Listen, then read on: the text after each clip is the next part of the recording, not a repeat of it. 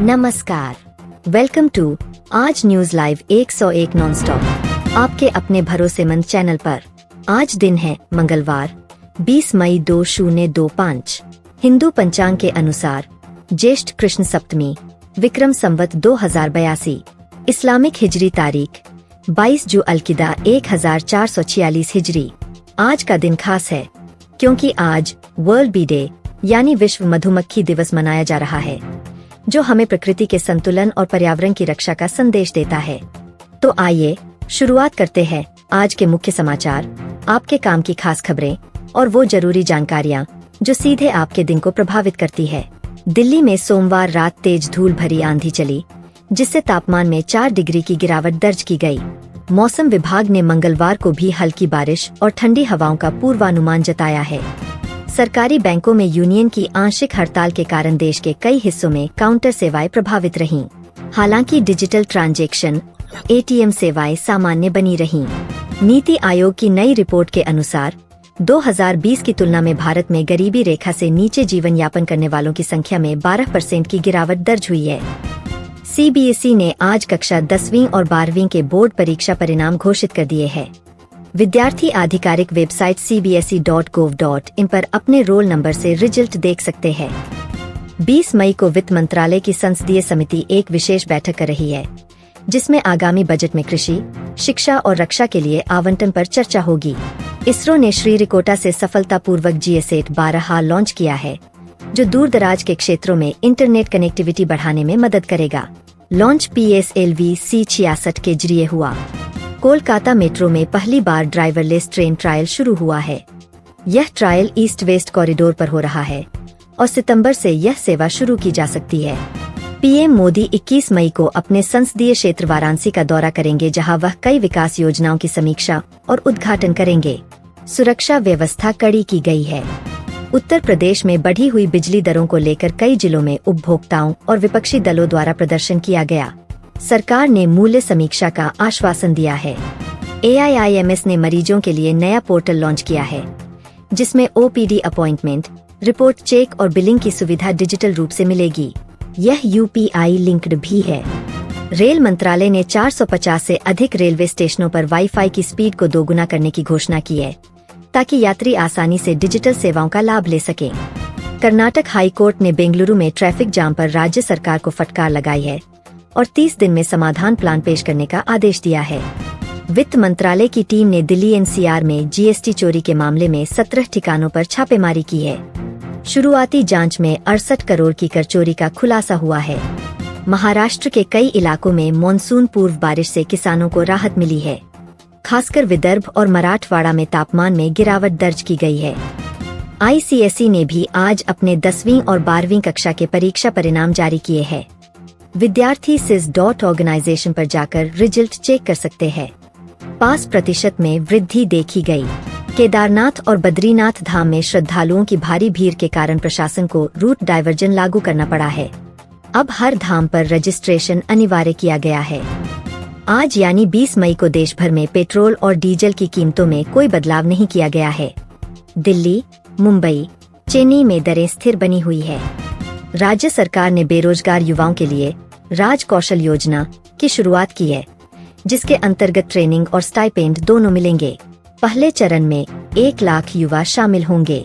HRD मंत्रालय ने राष्ट्रीय शिक्षक पुरस्कार के लिए आवेदन प्रक्रिया शुरू की है। आवेदन 30 जून तक पोर्टल पर जमा किए जा सकते हैं।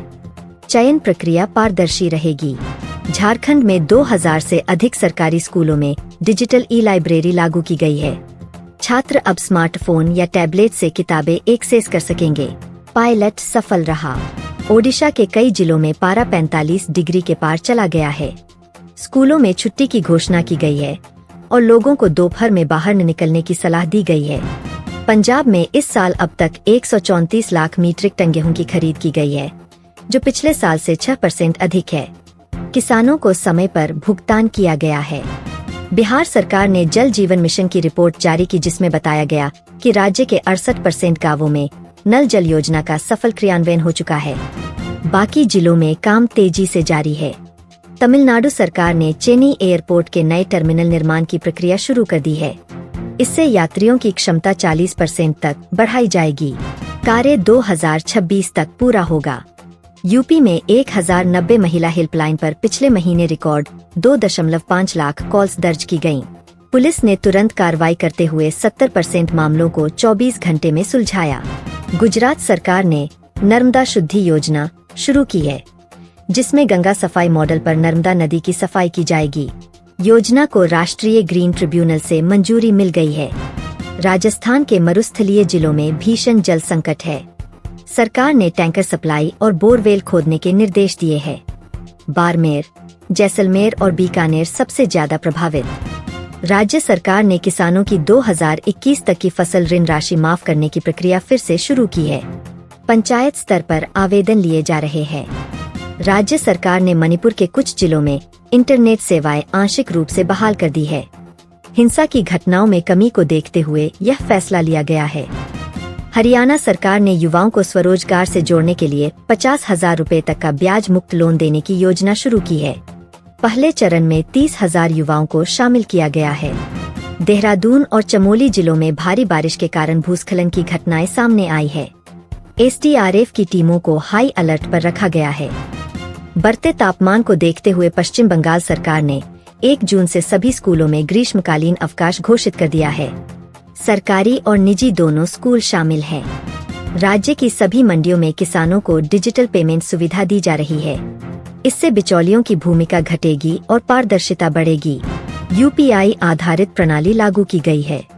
केरल राज्य चुनाव आयोग ने पंचायती राज और नगर निकायों के चुनाव के लिए अधिसूचना जारी कर दी है।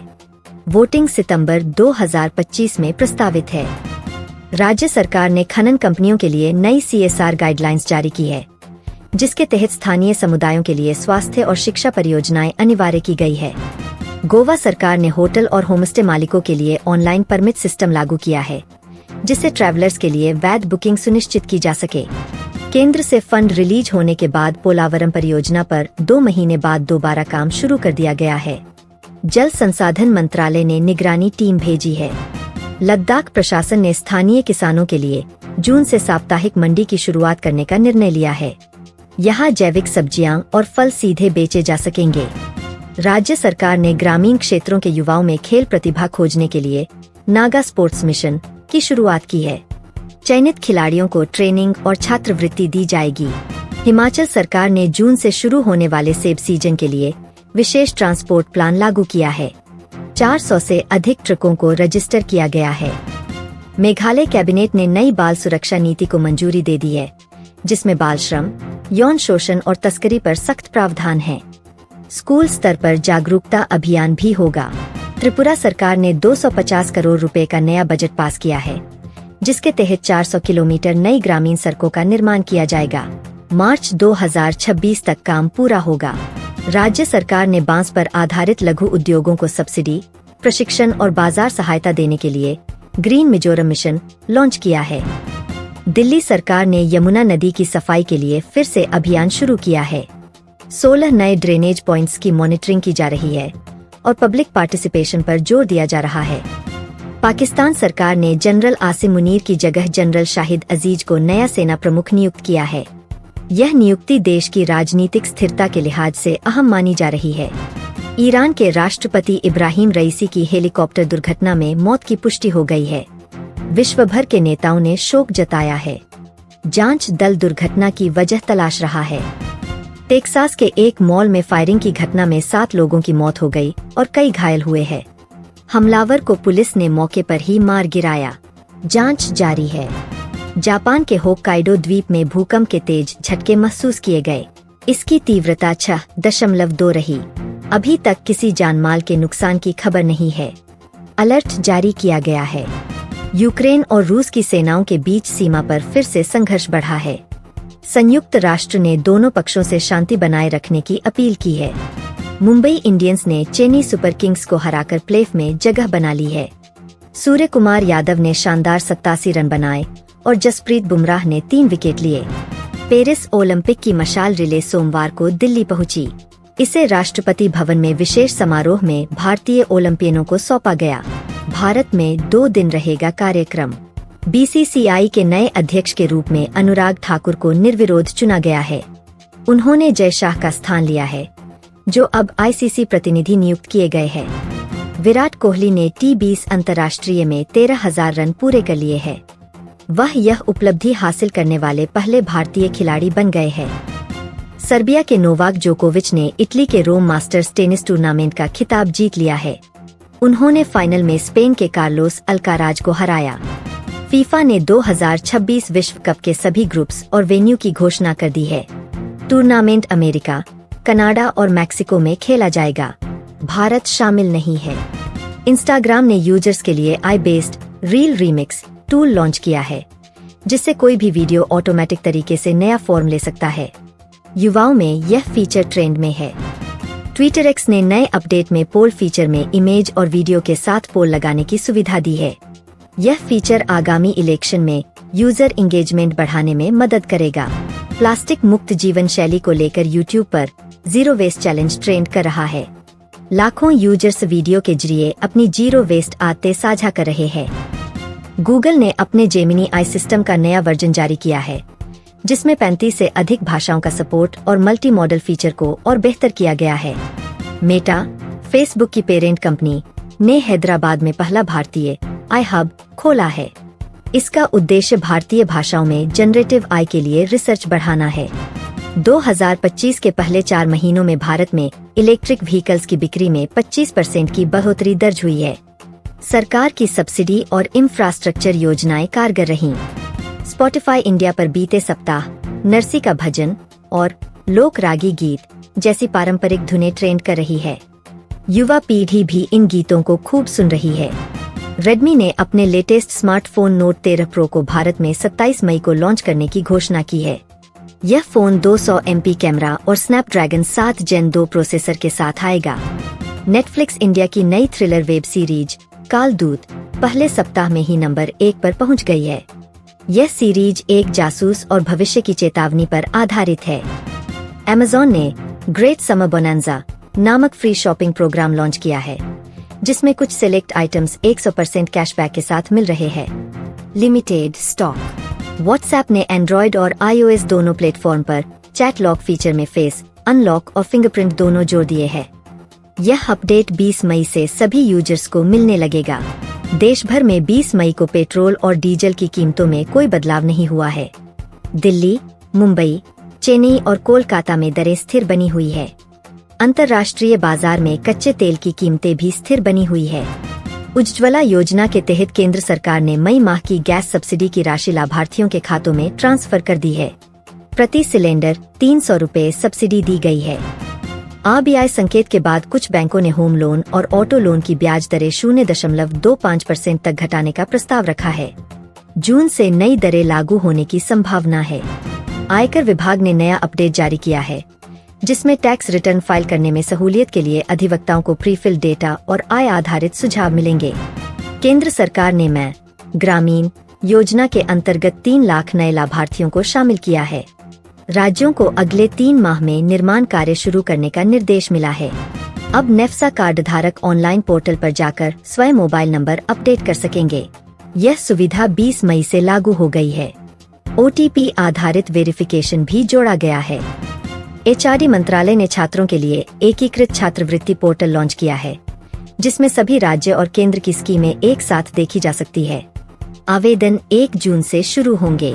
राष्ट्रीय सामाजिक सहायता कार्यक्रम के तहत पेंशन वितरण में देरी की शिकायतों को देखते हुए सरकार ने डिजिटल भुगतान प्रक्रिया को रिव्यू कर त्वरित ट्रैकिंग सिस्टम जोड़ा है। केंद्र सरकार ने मनरेगा भुगतान में पारदर्शिता लाने के लिए राज्यवार डैशबोर्ड लॉन्च किया है। इससे विलंब के कारणों को तुरंत पहचाना जा सकेगा।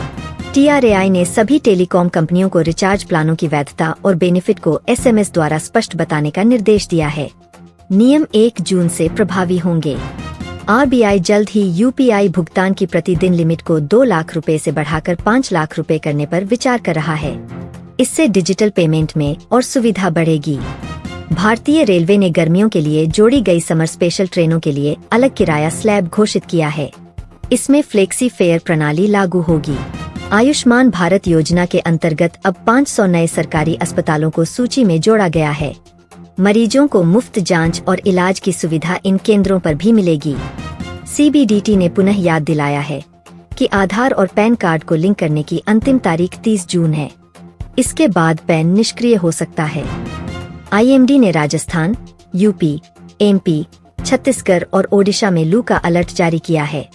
किसानों को फसल सुरक्षा उपाय अपनाने की सलाह दी गई है। ईरान के राष्ट्रपति इब्राहिम रईसी की हेलीकॉप्टर दुर्घटना में मौत की पुष्टि हो गई है। यह हादसा अजरबैजान सीमा के पास हुआ। दुनिया भर के नेताओं ने संवेदना व्यक्त की है। टेक्सास के एक शॉपिंग मॉल में अज्ञात हमलावर ने फायरिंग की, जिसमें 7 लोगों की मौत हो गई। हमलावर पुलिस मुठभेड़ में मारा गया। जांच FBI को सौंपी गई है। यूक्रेन और रूस के बीच सीमा क्षेत्रों में फिर से गोलाबारी शुरू हो गई है। संयुक्त राष्ट्र ने दोनों पक्षों से शांति बनाए रखने की अपील की है। चीन की सेना ने ताइवान के पास अपने नेवी और एयरफोर्स के अभ्यास को तेज किया है। अमेरिका ने इसे भड़काऊ कार्रवाई बताया है। फ्रांस ने 2030 तक कार्बन उत्सर्जन 50% कम करने की रणनीति लागू की है। ग्रीन टेक्नोलॉजी में निवेश बढ़ाया जाएगा और पेट्रोल डीजल वाहनों पर टैक्स बढ़ेगा। ब्राजील के दक्षिणी राज्यों में भारी बारिश से बाढ़ आ गई है, जिससे 40,000 से अधिक लोग बेघर हो गए हैं। राहत कार्य जारी है। ऑस्ट्रेलिया सरकार ने स्टूडेंट वीजा नियमों में बदलाव करते हुए IELTS स्कोर की सीमा बढ़ा दी है और वीजा अवधि में कटौती की है। संयुक्त राष्ट्र की रिपोर्ट के अनुसार दुनिया के 20 करोड़ लोग गंभीर खाद्य संकट की स्थिति में है। अफ्रीका, यमन और अफगानिस्तान सबसे प्रभावित देश है। जर्मन संसद ने आम उपभोक्ताओं के लिए बिजली और गैस पर दी जाने वाली सब्सिडी को जुलाई से खत्म करने का निर्णय लिया है। विपक्ष ने विरोध जताया है। ब्रिटेन में कंजर्वेटिव पार्टी की नई नेता एलिजाबेथ डेविस आज प्रधानमंत्री पद की शपथ लेंगी। यह ब्रिटेन की तीसरी महिला प्रधानमंत्री होंगी। मुंबई इंडियंस ने चेन्नई सुपर किंग्स को हराकर प्लेऑफ में जगह बना ली है।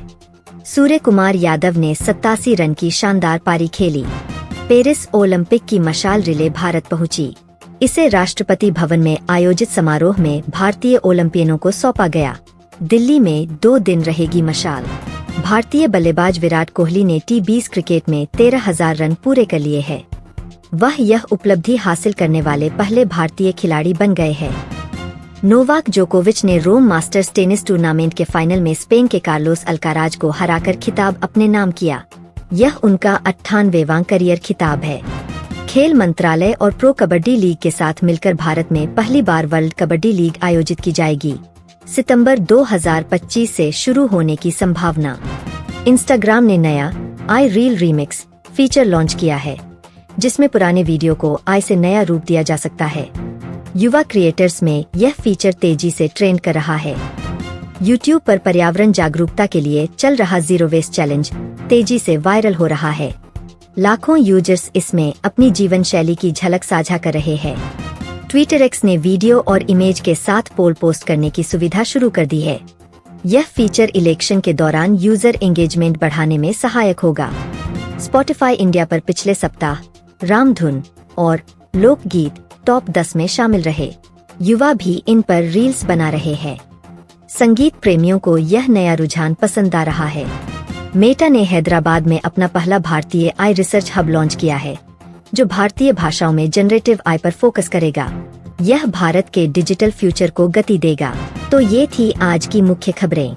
101 नॉन-स्टॉप न्यूज, बिना रुके, बिना भटके, आपके काम की बड़ी खबरें, खास बातें और ठोस जानकारी सिर्फ आज न्यूज लाइव पर आपके लिए चुनकर लाई गयी। आपके काम की खास खबरें, जरूरी जानकारी, अहम समाचार, खास बातें और बड़ी खबरें, मुख्य समाचार और ठोस जानकारी, जिन्हें जानना हर नागरिक के लिए जरूरी है।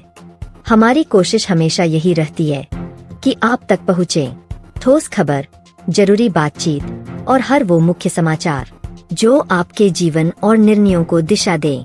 आप देख रहे थे आज न्यूज लाइव 101 नॉन-स्टॉप, जहां हर खबर है बिना शोर के असरदार।